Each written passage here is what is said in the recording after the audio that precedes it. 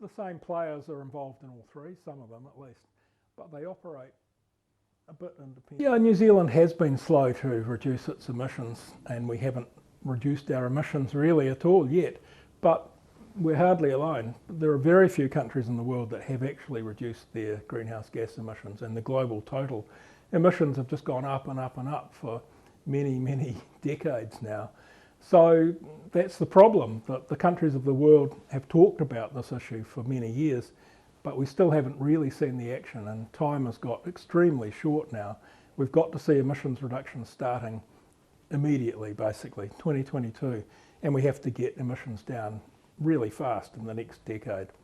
In the last few years, you know, I'm amazed that we are where we are here. You know, we've got a climate change commission. We have this.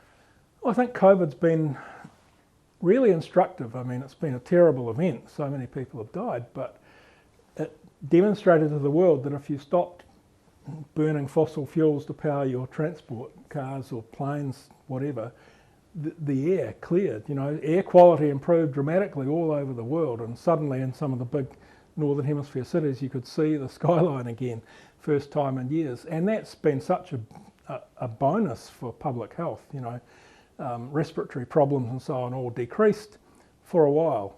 So it demonstrated that we can take action rapidly, and it can make a difference quickly, at least in terms of air quality.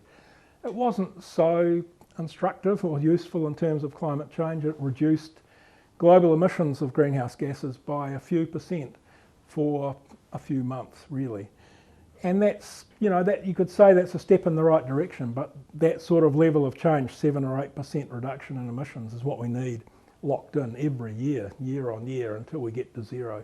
Events, we realise, hopefully, the urgency of the problem, and that it is ironic that, yeah, policymakers travel on planes that burn fossil fuels to go to a meeting to talk about reducing emissions, of course.